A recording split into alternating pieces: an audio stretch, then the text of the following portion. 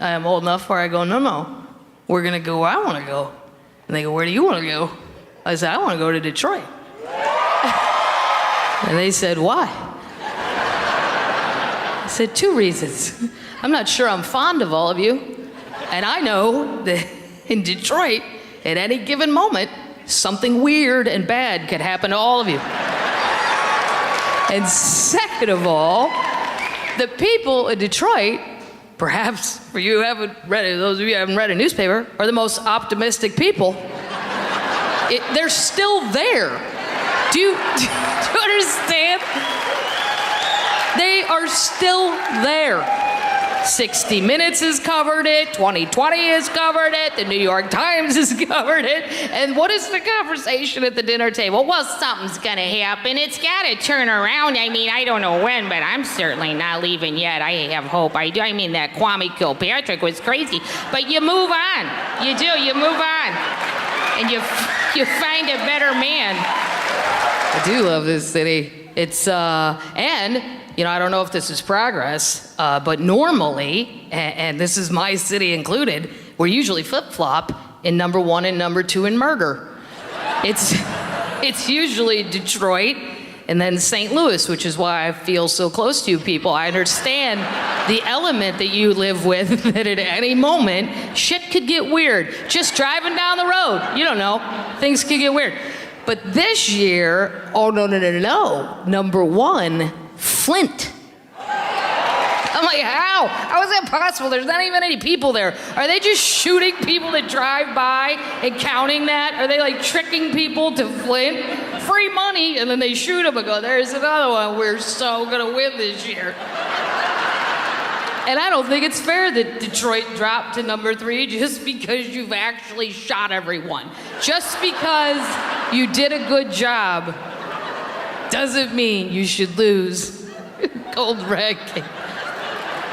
Because there's lovely parts of Detroit. Here, this whole area, people don't know that though. They only know what you see on the news. You know, like, you're afraid to go to Detroit? No, I'm not afraid to go to Detroit. I'm not afraid of normal things. It amazes me when my friend is a DVD distributor, and he's like, you know what, people love horror movies, because teenagers, they love to pay to be frightened. I go, that's because they have not lived long enough to know that real life will scare the shit out of you. There is no reason to go pay to be scared. Because at this age, I could care less if a vampire walked in my house. I truly wouldn't even blink an eye. But look at this mole. Yeah, that scares me. Look at that mole. It's got ridges on it now. It didn't 3 weeks ago. But I don't have time to go to a doctor, so I just ask other comedians. They're like, hey, does that look fucked up to you? And they go, no. I go, cool. And then I go have another beer and forget about it. Really? You're gonna pay to be scared? I'll scare you. Here's a letter from the IRS. Do you wanna open that now or after you've eaten lunch and you can vomit your $8 lunch special? I'm not afraid of a burglar. I'm afraid of the mailman. That's who I'm afraid of. That son of a bitch hasn't brought anything good to my house since I was 10. That's the last time I got a birthday card with money in it. That was it. Ever since then, nothing. But I do love the post office, which is a bit of a dichotomy because I cannot believe at this age, I have friends that when they raise the price of a stamp, my friends will go insane. Young people in their 30s and 40s. It's not old people on a budget. 30-year-olds. Oh my God, they raised the price of stamp. Jesus Christ, that's a highway robbery. This federal government, Really? It's 49 cents. You're angry about that? Because I feel the exact opposite way. I cannot believe to this day that I can walk into a building with a piece of paper in my hand and look at a full-grown adult and go, hey, 49 cents. Will you take this to Alaska? They go, yes, ma'am. We'll have it there in 2 days. Is there anything else you'd like? More stamps. This is crazy. And then the government's cutting some of the post office. That makes me sad. Because then there's always a big argument. Should the government pay for programs like that or not? I don't know. I feel back and forth. PBS, Mitt Romney said cancel it. No, that's Sesame Street. You can't do that. but you could do PBS better than it's being done. I can tell you, I don't get it. I know in hotels, it's always the channel that's on. So like I'll come home from a show, and maybe I've had 2 or 4 glasses of wine, and maybe it's late, and maybe I'm in a sentimental mood, and that's what PBS does. They show sentimental concerts. It's those 3 old people sitting on a couch. It's like they're talking directly to you. Hey, Kathleen, welcome home from the show. Did you have a good time tonight? Yeah, I did. Had a good time tonight. Would you like to hear a little John Denver this evening? Oh, yes, I love John Denver.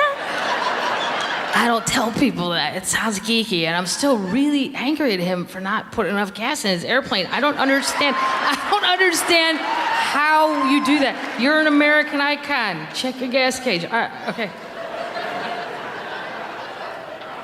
But yes, I'd like to hear some John Denver. Would you like to hear John Denver sing Sunshine? Oh, yeah. I love Sunshine.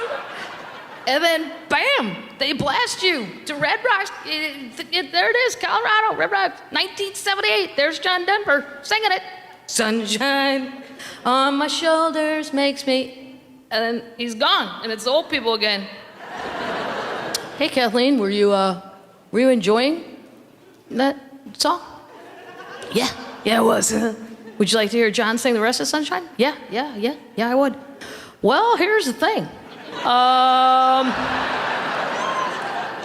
We are $84 short, and we got Peter, Paul, and Mary coming up next, and I know you don't want Puff the Magic Dragon interrupted, so why don't you just go ahead and put $250 down on your credit card and enjoy your evening. You wonder about our government spending money. You wonder who makes these decisions, because Lewis and I have gone to Iraq and Afghanistan over and over, and please, no, that's okay. That's very kind. I don't even say that for applause, because really, I wouldn't go if I remembered the number and didn't pick up. It's just, I'm too Catholic, and I'm too guilty to say no. I can't lie like that. I'm a terrible liar. They would know I was lying. Oh, no, I just go. But Afghanistan, I mean, unbelievable. I don't even understand. You get there, you're like, what are we going for here? Because it's a horrible, horrible place. It's freezing, which you would never think, because on the news, when you see the Taliban guys, they're always just in a sheet. They don't have like they're not like wearing a parka and mittens and stuff. It looks like fall, and you wear your sheetwear and you run around, and it looks like fall. And I always thought that's why I would be a horrible terrorist, because I'm already prone to naps. And if you put me in a sheet all day, oh my God, forget it. I would never leave the cave. I would be the worst terrorist ever. I'd be like, yeah, I know everybody's really mad, but I'm just gonna guard the cave while you guys go do that. And I'm gonna take a nice nap in this thread count. Have you felt my thread count? And I have a pillow conveniently located on the top of my head. It's freezing. It's like 10 degrees in Afghanistan. And there's sand flying in your face at all times. I don't care what direction you look, there's sand flying in your face. So it doesn't even make sense in my Midwest mind. If sand's flying in my face, I should be in a swimming suit holding a multicolored alcoholic drink I forgot I loved. Like, rum, I love rum. I haven't had this since I vomited in high school. This is delicious. It's free, because my brother goes, how bad was it? I go, here's how bad it was, Pat. Here's what I want you to do. Go out into your garage, take off all your clothes, get into your walk-in freezer, and then every 15 minutes, I'm gonna come out there and throw sand in your face. They flew us around in Black Hawk helicopters. The doors are open, people are shooting at you. You can see the ground, because that's how close you are to the ground, which is creepy. And at one point, it's very loud, you have these headphone things on, we flew over a bunch of camels just running around. And Lou goes, are those wild? I said, I don't know what you mean by that. But I don't see saddles on them. And I don't see tiny monkey jockeys, and I don't see a betting window. So I don't think we're at a camel track. Yes, I think they're wild. He goes, where are we? I don't know. but from what I could see, I'd say we'd flown to the Bible. And the Old Testament, Lou, the bad Bible, where shit's on fire for no reason. God is a lunatic. You're misbehaving. I'm throwing locusts at your heads. Blah, blah, blah. Not the New Testament, Lou. Not the fun Bible where there's wine and cheese parties and people are getting risen from the dead. Hey, I'm back. I'm back. I'm Lazarus. I was dead an hour ago. I don't understand what's happening. Where's the wine? I heard he's making wine somewhere. That guy. Love that guy. That's how horrible it is. And you go, really? This is what we're spending our money on? And they go, Kathleen, we hardly ever have female entertainers. You should go down to the female Marine tent and have a little talk with them. I said, okay. So I go down there, I go, what do you ladies do all day on the base? They go, oh, we go into the local Taliban-run town and speak to the women, the locals, about women's rights. I go, really? I go, do you speak Afghani or whatever it is? And they were like, no. I go, do they speak English? They were like, no. Let me get this straight.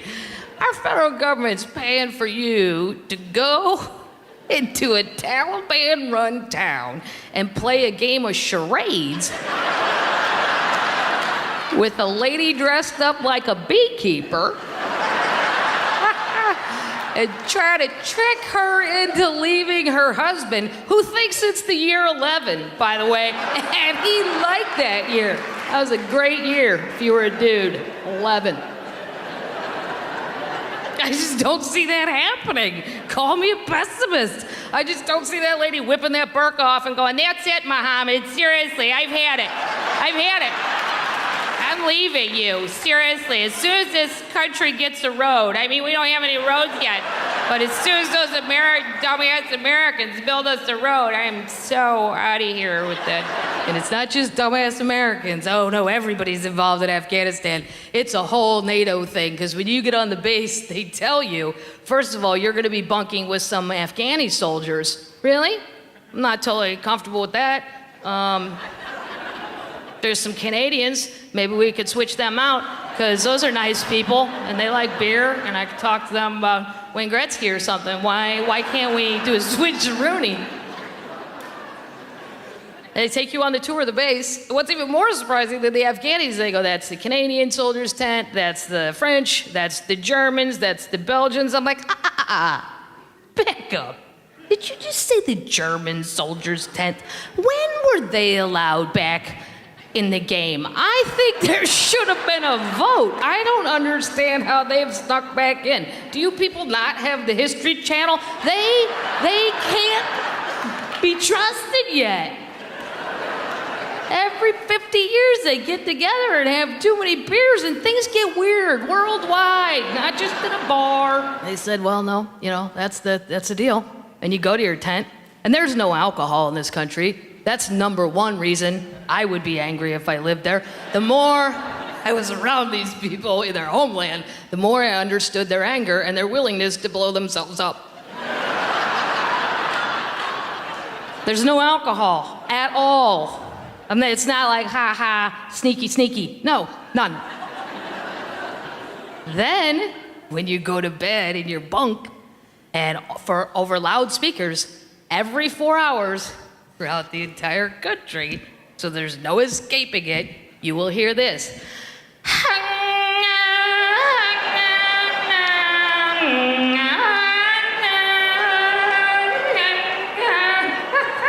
And then it turns into landslide. And the landslide, bro. Okay, no, it doesn't, but it did in my head. I made it do that every night in my head. Oh my God.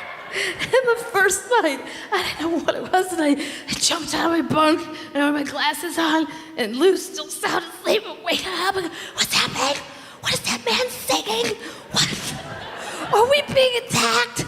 I knew we should have left our helmets in the van. I didn't trust that man. I wanted my helmet. He goes, Kathleen, you're crazy. It's just their call to prayer. Get back in your bunk and be quiet. I said, oh, sorry. I go back to my bunk, but I noticed all the Afghani soldiers did it. Boom! As soon as they heard that man, they got their prayer mats out, they jumped out, and they all got down and they faced left. It was, I don't know what direction. It was left to me. In my world, that's a hard left in from my bunk, right? I'd always do a left because that's what I saw first. But I thought, no wonder these people are angry. They have no alcohol and they've never slept 8 hours in a row. I mean, are you kidding me? This goes on every 4 hours. But I couldn't believe their obedience. Think whatever you want to think about the religion. Look at their obedience.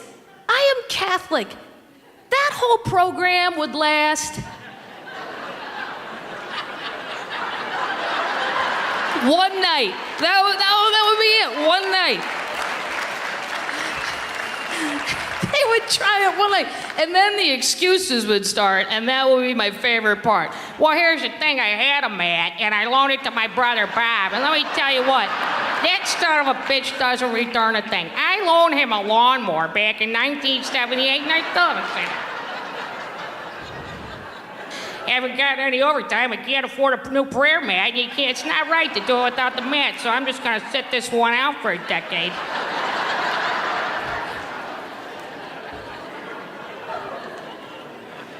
Go, wow, this is the whole war. This is what we're doing.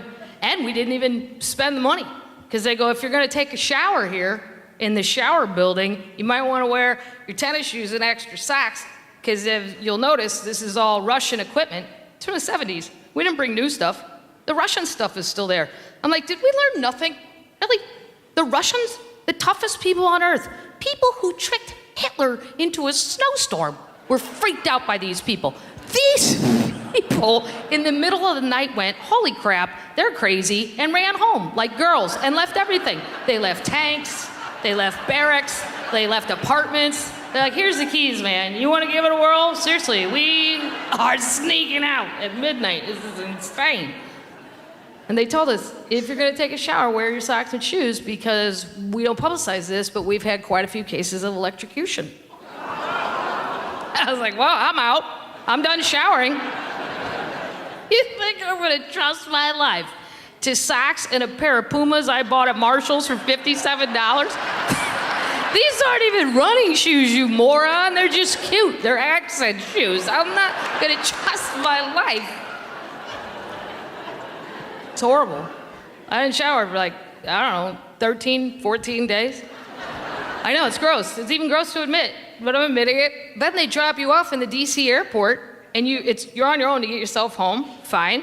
I need to go to St. Louis for Christmas. I go to the airport bar at 6 a.m. I still haven't showered. There's nowhere to shower. I have glasses on, no makeup. My hair is in a baseball hat that they've given me that says USO. It's a free just hat. I go in the bar. There's one guy. He's about 70, and he's hammered.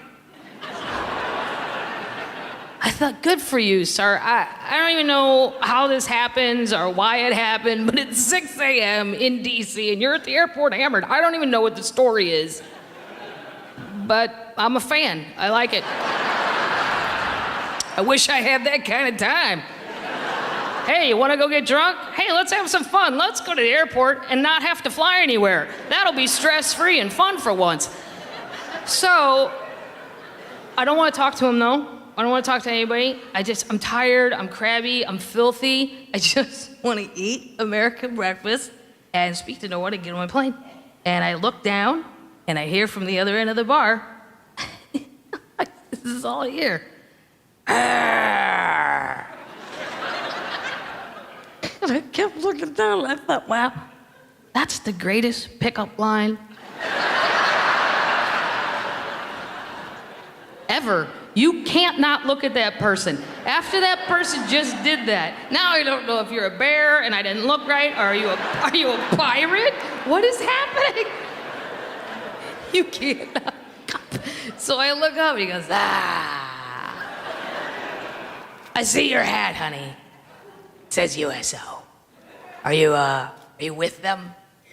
I said, I don't know what you mean with them, sir. I just went to Afghanistan and did some shows for the troops. He goes, oh, you did some shows, huh? What are you, what are you, like a showgirl or a stripper?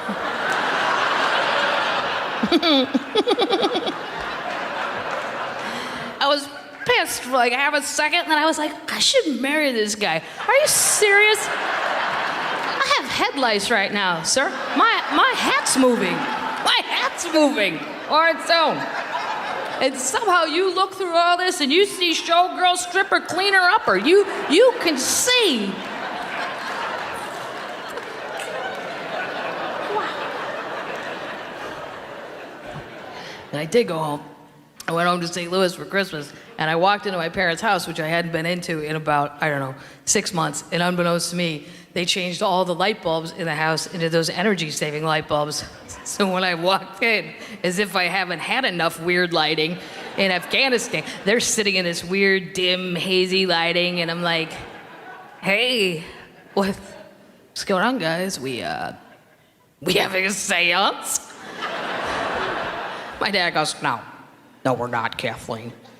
Your mother thought it would be a good idea at our age, when our eyesight is failing, to make the house as dimly lit as possible, Kathleen.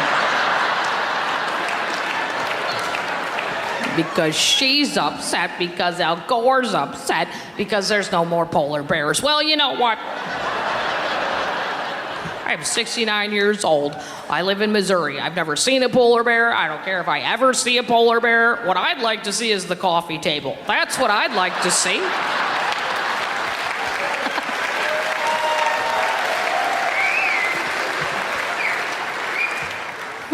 Then that starts the side argument. It's not because of Al Gore, Jack. They just don't make the regular light bulbs anymore. I can't find the regular light bulbs anymore. When did they stop making regular light bulbs, and why weren't we notified in the mail by the government?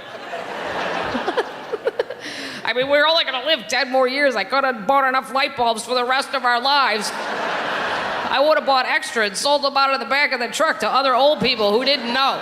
I could have jacked the price up. Oh my God. They're up all the time. It doesn't matter what time you call the house, one of them's up. Yeah, it could be 2 in the afternoon, 3 in the morning, 5 a.m., 11. Hello? Yeah, they're up. They call me from weird places. It's 6 a.m. where I am. It's 5 a.m. where they are. Hello? Oh, what are you doing? More importantly, what are you doing, Mom? Well, we're in Home Depot's parking lot. We thought they opened at 6. They don't. So we're just going to sit here for an hour and look at the other old people that were confused by the ad. I said, Mom, why aren't you sleeping anymore? Well, don't tell your father this because he'll be embarrassed. But now we're afraid we're going to die in our sleep. So we've decided we'll just stay up, and one of us will be up, and then we'll nap. Because you never hear somebody dying while they were napping. You don't hear, oh, he died in his nap. You hear they died in their sleep, but if we both fall asleep, we won't know the other one's dead, and that's how things get out of hand.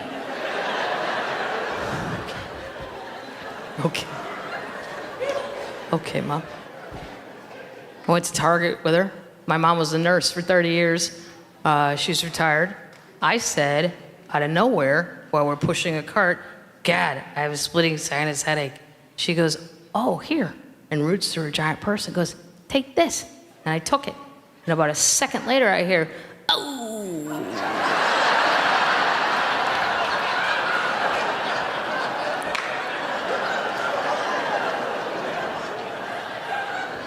I said, what was that all about? She goes, you swallow that?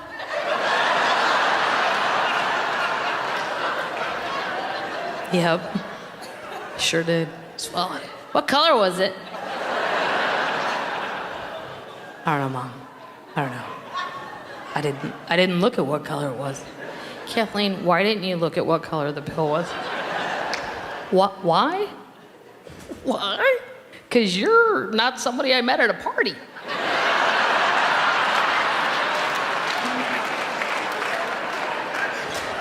You were my mom. You were a nurse for 30 years. I bought the whole story. I did. I trusted you. I ate it blind. I just ate it blind.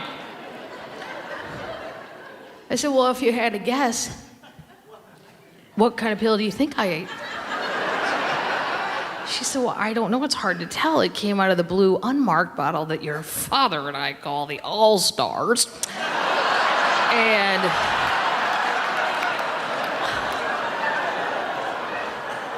it could be anything from pain medication to blood pressure pills, Kathleen. I said, what if it's his blood pressure medication? She said, you're going to pass out. And that's why we should abandon our carts and leave this Target immediately, because I can't drag you out of here with this bad knee. That knee replacement did not work. I don't care what he says. It didn't work. And you're not going to want me to drive home, Kathleen, because it takes forever, because I don't make left turns anymore.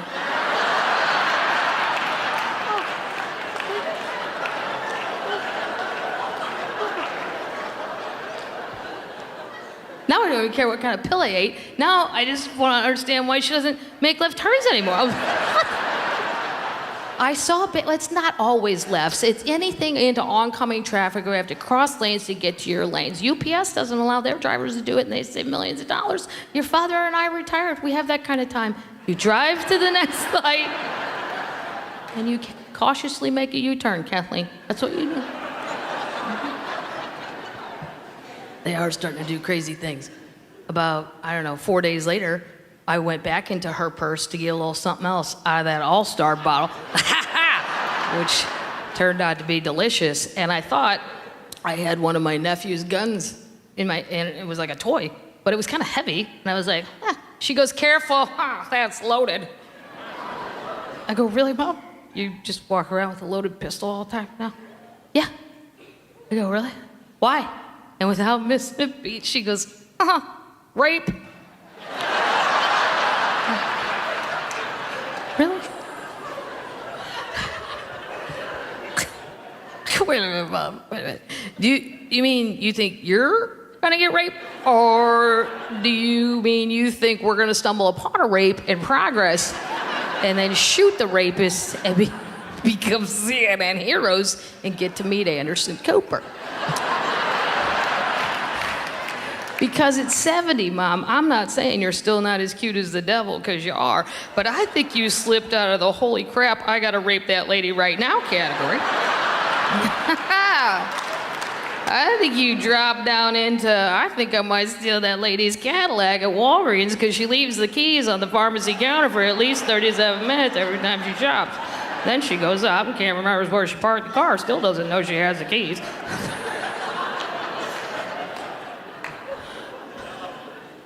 It is cool to see your parents get older, though, and not care anymore. Because there's 7 kids in my family. They were as strict as you could be, but now they're grandparents. My one brother's got 3 boys. They're 4, 2, and nothing, whatever you call that. I don't know, he's new. And my parents volunteered to babysit for 3 days while him and his wife went away. I said, I'll come down and help you for a couple days. I'm off in the middle. Sure, I'll help. And my dad, very patient. My mom, still not even this day. She told the older one, Patrick, I need you to put the iPad down. He goes, no. Wow.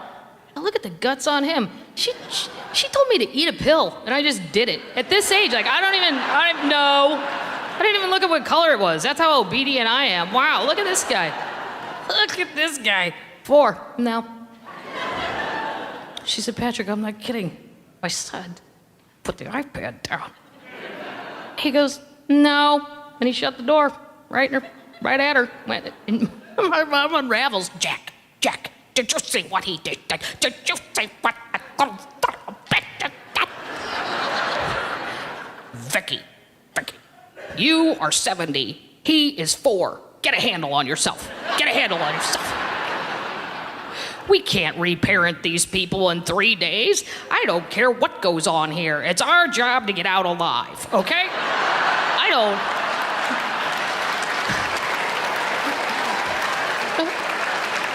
I don't care if he eats the iPad. I don't. We'll buy another iPad. That's what we'll do. All I know is 2 hours before they get home, we're going to shower the three of them, put them on the couch, and go, they were lovely. And then we're going to the casino. That's how this is going to end. That's how this is going to end.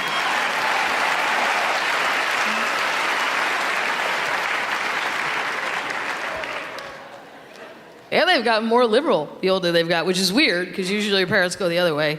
Like the very first Obama election, I wanted Hillary. My parents are old school Democrats, but my dad does not like the Clintons. He hates the Clintons because of NAFTA. He's never going to get over NAFTA. How could you think about supporting that woman? She was with him the whole way on NAFTA, the whole way. And if you'd like to know exactly what's wrong with NAFTA and the problems that it has caused this country, you can call 573 348 blah blah blah blah blah. Ask for Jack, and you will get a 2-hour dissertation on why exactly this country has fallen apart. They wanted Obama. I just never. I voted for Obama, but I always thought, I think he thinks we're a little bit more of a team than we are. Like, here's the thing, sir. We get you elected, and then you do shit, and then you tell us about it. That's how I thought this was gonna roll. Oh, no, not with Obama. He's on TV all the time. America, I'm going to need your help on this. Sir, we are busy, okay? Shark Week is on. I don't know if you're familiar with that. That's not something you tape. You got to watch that live. It always sucks on tape. Doomsday Preppers, I have 8 episodes I've yet to watch.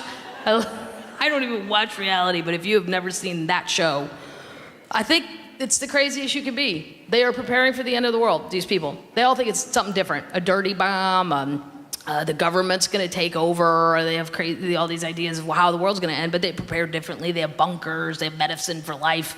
But what's even more bizarre than what they're doing is every single one of them is married. Wow, really? I have normal, nice friends that can't get a date. And you... How'd you throw that out on christianmingle.com and get a hit back? That's all I want to know. How do you just toss that out there like it's normal? Hobbies? Preparing for the end of the world. Well, you can't throw something else in. Tennis. I mean, what? No. And then somebody hit you back. OMG, me too. Meet me at Costco. Lots of things to buy. Can't wait. This is going to get weird. Waiting for shit to get weird. Wait for shit to get weird. Obama is always reaching out. God love him. America, if you agree with me on how to solve this financial crisis, I'm going to need you to email your congressmen and representatives. I'm like, well, then I'm going to need you to email me who they are.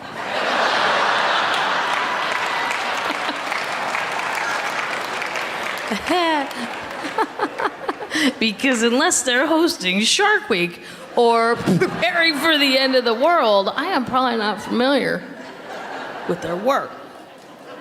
Because the ticket didn't say Obama Madigan. The ticket said Obama Biden. So if you need some help, I suggest you get that smiling Irishman you hired out of a bar, who is my favorite person on the planet, by the way. Because there's a reason he's always smiling. Because he was smart enough to go for vice president. Yes, all the alcohol, none of the problems. That is the job you go for. If you have, what do you want to be number one for? Blah, blah, blah, blah, blah, blah, blah. Cut your ego down a level. There's nothing wrong with Air Force 2. Same plane, different number, same plane. Yes, yes. Yeah, and you don't even have to answer anything. What do you think about the financial? I don't know. I really don't want to talk about it. The ice in my margarita is melting, though. And I have to go to a funeral in Turkey of a person I've never heard of. And I got to act sad. So I'm going to need a few more drinks, and then I'll talk to you guys later. Obama. I really think he starts out on such a high intellectual level sometimes. I saw him 2 months ago on TV. He just gave a random speech. He goes, America, I'm here to update you about Fannie Mae and Freddie Mac. Really? It's gonna start right there? Well, I'm here to update you, sir. That's funny, I have an update too. Up until 6 months ago, I thought Fannie Mae was a candy factory in Chicago. Thank you. And I couldn't understand why a candy factory was allowed to hand out home loans. And then I really couldn't understand who thought to go there. Like, that's brilliant. Like, well, hey, the bank said no. Why don't we go down to the candy factory and see if they seem to be doing well. And I thought Freddie Mac was a candy bar that they made I hadn't yet tasted in it. And I thought, I'm gonna look for that at the airport, and I hope it has caramel in it. They speak about these things as if we're all updated. The deficit, they say that as if it's a real tangible number. The deficit is 3,007,804. Now is the time to get concerned. Really? Now? Why? Why now? You're in charge. You didn't panic at 2 trillion. I think you're bullshitting. I don't believe you. I don't believe you.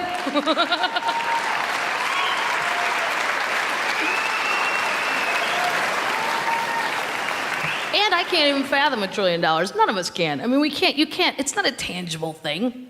I would be more frightened and motivated to action if I saw one of the important politicians go on TV and go, the deficit is mashed potatoes. Wait a minute, what did he say? What is he implying? Are we running out of mashed potatoes? That's ridiculous. That's my favorite thing in the whole world. If that is true, then someone get Idaho on the phone right now. They go, hello, you were in charge of 2 things, crazy militias and potatoes. And if you can't keep that together anymore, I don't even understand the difference between the deficit and the debt. And my brother's the financial advisor, and he's younger than me, and he knows how to speak, like, you know, down to my level. And I said, Pat, in an easy way, explain to me what is the difference between the deficit and the debt. He goes, okay, I will. Just pay attention. And he started talking. And I don't know how far in it was. I would say probably the 40-second mark, I drifted out a lot, right? But he didn't catch me until about the 90-second mark. And he's like, are you even paying attention anymore? I go, no, but I gotta tell you what I have been doing. I heard about this, and now I'm doing it, and you have to do it at work because it'll make you smile and laugh so hard. If you go to Google and type in Batman cat, and then hit images, oh my God, it's the funniest thing I've ever seen. It's real, Pat. It's not a joke. It's a real cat. It's a long-haired black guy, and they combed his hair, and it looks like the Batman mask. And yeah, I mean, they're holding him up, but that's not cheating. I mean, they're just holding him. And if I don't know if it's for sale, like, I don't even want a cat, but I want that cat. So every morning I'd wake up, he'd be on my chest, I'm Batman. Yes, you are. Yes, you are. I would never not have a happy day if I owned that cat. He's like, Kathleen, I'm at work. Yeah, whatever. I gotta go.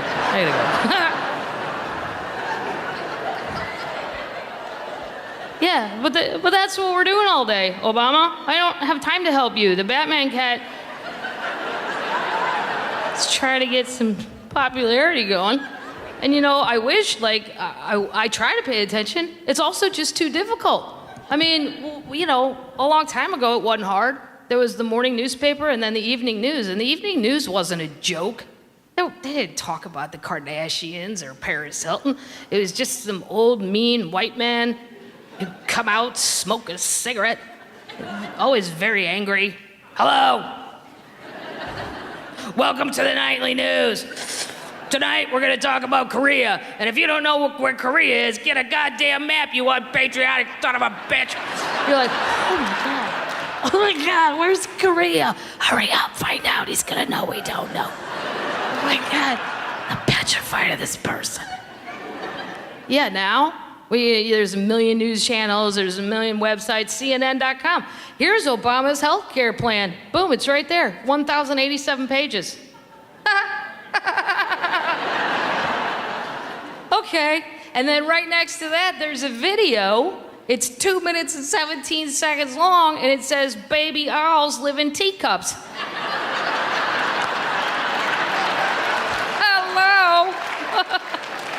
Yeah.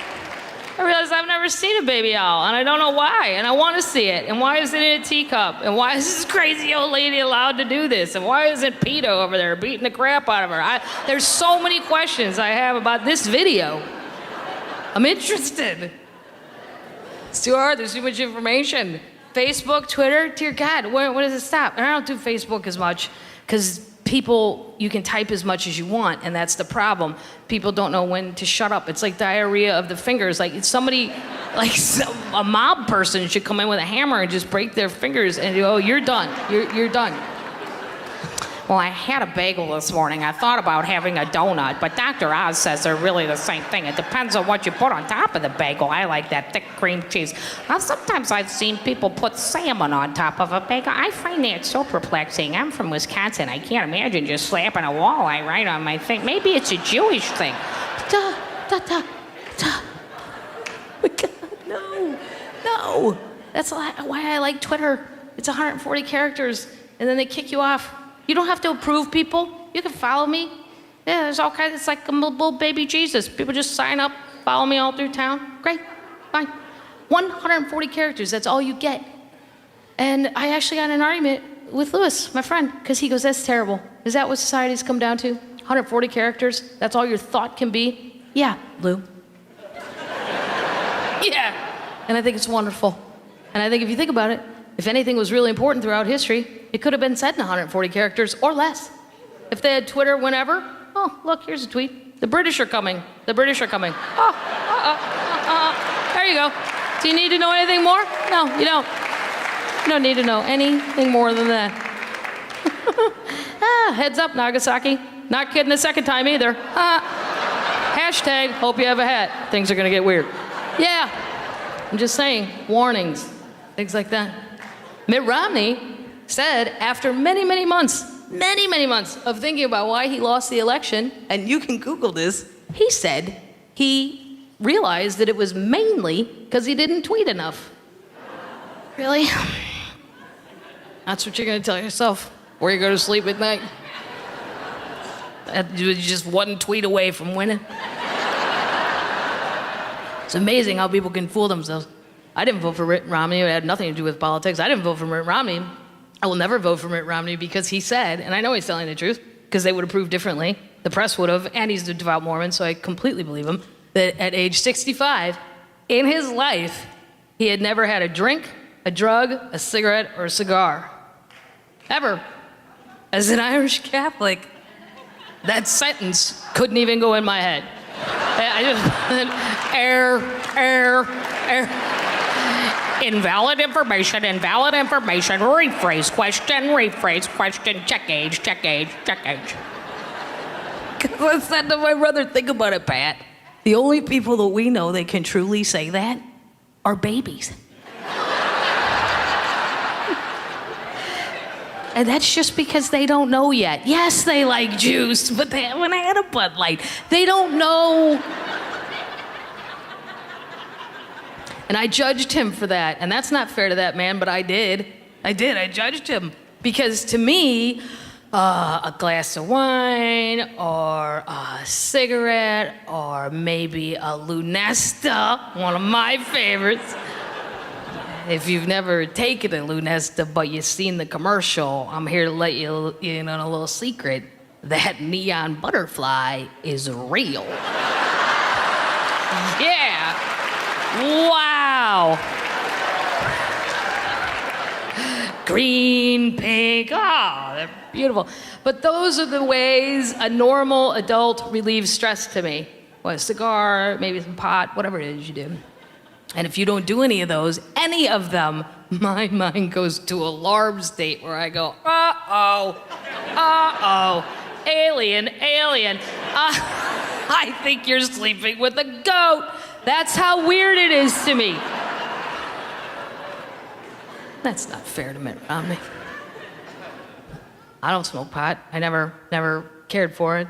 But I'm very happy for my pot friends that this year, finally in government, something did change. A little bit of pot became legal in certain cities. Yeah, because I have plenty of pothead friends, and they're very nice people. They don't do anything bad at all. They don't really do anything at all. Like, they're just low-key people.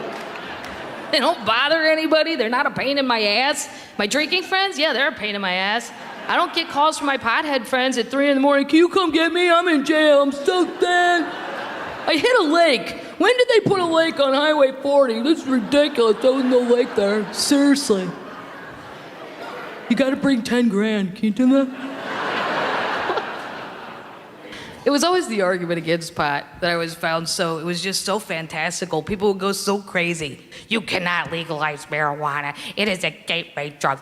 Right? It is a gateway drug. If you legalize marijuana, the next thing you know, after a person smokes pot, they will be shooting heroin in a crack house in Cleveland with a dog named Banjo they didn't purchase.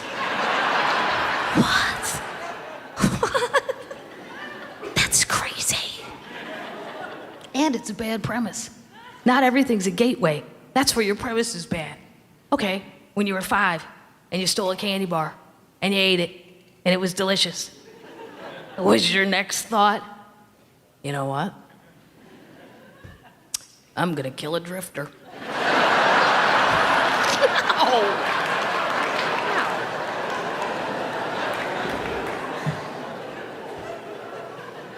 I've smoked cigarettes a lot of my life. I finally quit. I didn't want to quit. People who have never been addicted to anything never truly get it. Like, oh my God, you quit smoking. Do you feel better? No. Love to shove your face through glass just for saying that. And then smoke whatever's left on the other side. That's how irritable I am right now about the fact that I can't smoke cigarettes. Just not that healthy of a person. I joined a gym. And then my gym closed. And then I had to go join another gym. That's a pain in the ass. Because you can't just pay and go in. You have to have a meeting and a consultation with somebody. Really? I don't want to. Well, you have to, Kathleen. You have to meet with Cindy. Okay, great. Cindy is 21. Cindy is in shape. Cindy is happy to be alive. Everything is going great in Cindy's world. You get the happiest thing ever. But her voice is so high. The tone and the pitch, when she spoke, all I heard was a Yorkie barking. I swear to God. That's all I heard. Hi, welcome to the gym. Okay, Phillips food.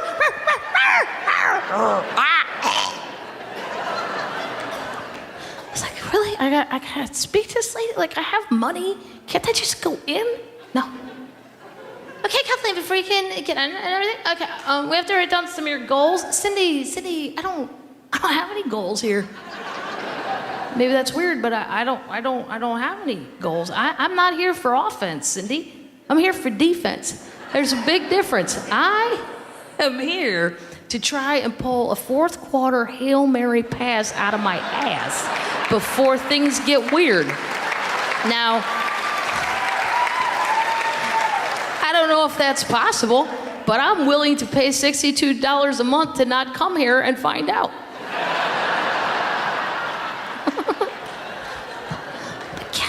Kathleen, that's so sad.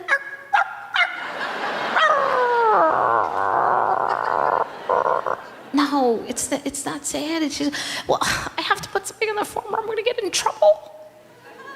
Okay, here's my goal. Ready? Here's my goal. I am here to delay the date and severity of my impending stroke.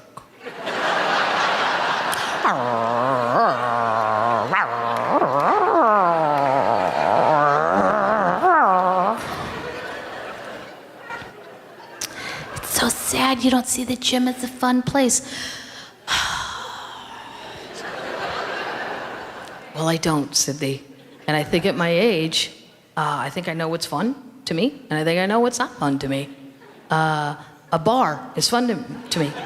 Trust me, year after year, I reprove it. I really have a lot of fun in a bar. A gym? No. I've never stayed at a gym so long I got kicked out. Never.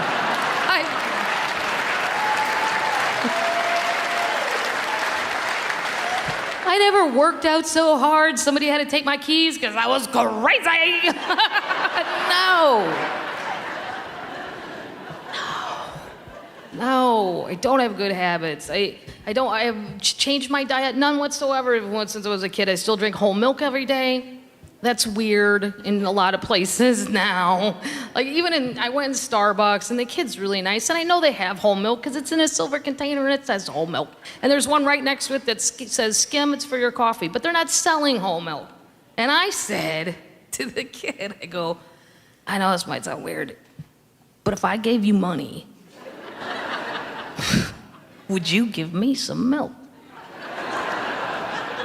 And he goes, oh, would you like to try our soy milk? I said, I don't know. I went to bed at 11 o'clock last night. I didn't watch the news. And you're the first person I've spoken to since I woke up today. While I was asleep, did all the cows in the world die?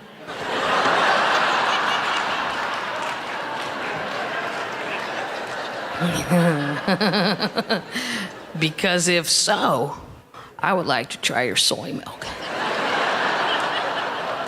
If not, I do not understand why that was thrown out as an alternative to my original request.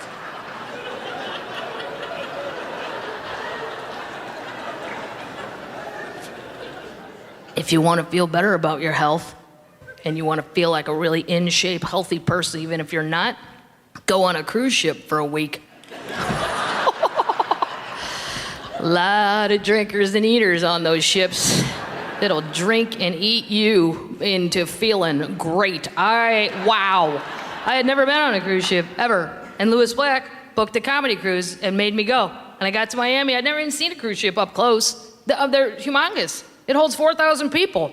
It's gigantic. My sister goes, what was it like? Maybe me and Matt will go. I go, here's what it was like. Picture if we were all in Las Vegas, standing in the Bellagio, and all of a sudden, it just sailed away.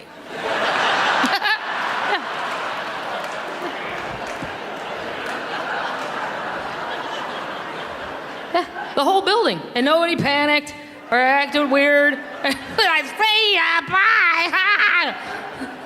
Hey, want to try a monkey-ass rum punch? Yes, I love monkey-ass rum punch.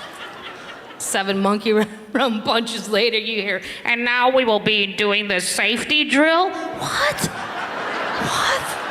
I'm hammered. I can't do a safety drill. It is on your muster station, which is located on the back of your key card. It will not match your deck or room, so please pay. What? Now there's math involved? This is a terrible vacation. There's no math on vacation. I finally found my room, and I was next to these lovely people from Wisconsin, and they had balloons all over their door. And I was like, oh, hey, is it somebody's birthday or anniversary? And the guy goes, no. We just get so hammered on these ship and these rooms all look alike. So we decorate our door.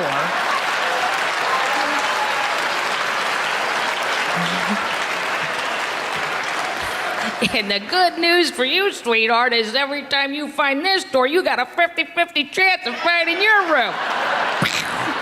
Yes, I do, Mr. Milwaukee. You are my new best friend. Don't tell me alcoholics are lazy. Look at that energy. He had to get tape, balloons. He had to stop smoking for 4 seconds to blow them up.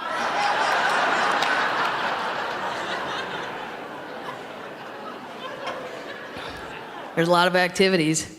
Oh, yeah. You get on the ship, and there's this giant neon board. It looks like a Vegas sports betting board. You're like, oh, it's totally overwhelming.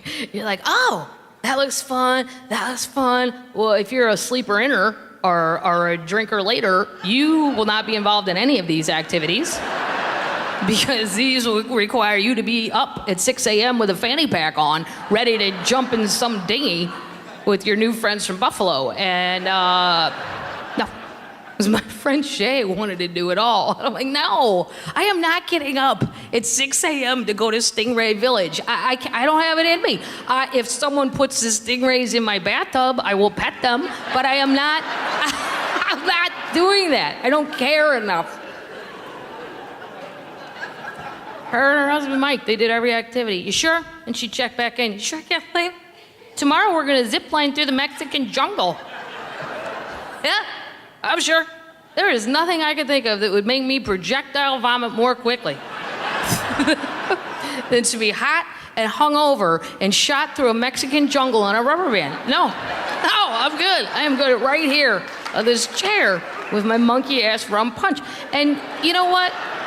You call me crazy, Shay, but I question the safety of that apparatus. I truly do. Oh, no, they make you sign a form. Really? What form? Who made those up? Juan and Julio in the van that won't be there when you come back with your flesh-eating bacteria wound that there's no hospital around. Hope you have a good time with the ship doctor getting your bacteria-eating leg fixed up.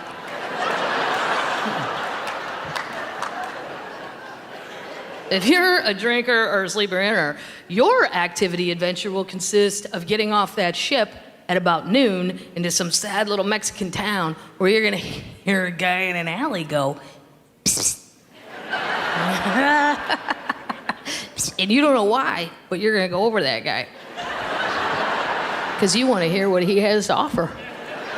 And you're gonna go over there, and he's gonna show you a clipboard with pictures of pretty fish, and he's gonna tell you he can take you to snorkeling there for $20, and you're gonna say 10. You don't know why he even said that, and then he's gonna say 15, and the next thing you know, you're gonna be on a rickety-ass Partridge Family bus going to Christ knows where. Because that's when Lou got the maddest he's ever been at me, because we were the only two that agreed to this adventure. He was like, This is stupid. This is the stupidest thing you've ever taught me into. We don't know who the fuck that man is. We don't know where this bus is really going. I said, I know, Lou. That's why this is a real adventure. Those people on that Royal Caribbean ship know exactly what time they're coming back tonight. We may never come back tonight, Luke. Do you understand the level of excitement I have provided for $15 a man? Come on. The worst thing about a cruise ship, though, is they have a TV channel on your a little boat channel. And in the afternoons, when I first turned it on, it's a picture of where you are in the ocean, because there's cameras on the outside of the boat. And you go, oh, isn't that lovely? And it's just the sea and nice spa music. But in the morning, no. When you turn that channel on, it's not the lovely ocean with spa music. It's a picture of your bill from the day before. Right. Oh, how mean is that? What kind of buzzkill is that? This is vacation. I don't need to review my bad behavior on a daily basis. What kind of sadist is running this ship? That is horrible. All that can wait till sad Sunday when it's checkout time. And I see the bill, and I go, oh my God, and then I become alarmed, and I have that conversation that I seem to have with myself about once a year when I see it on paper. I go, holy Jesus Christ. I think you're an alcoholic. Hey, shh. Hey, it was vacation. You bought drinks for those nice people from Buffalo. The drinks were overpriced. I think you need to take that alcoholic test online. Don't you dare. Don't you dare. It's all true or false. You've never done well on true and false. You always guess wrong. They don't let you explain anything. The world is black and white to those people. The world is not a black and white place. The world has gray areas. Question number 4 example. Do you drink at home alone? True. However, I used to go out and drink with my friends at bars, and then they said I couldn't drink and drive. So now I stay home sometimes and drink and watch Shark Week. So, am I an alcoholic, or am I just a really good citizen who loves America? I love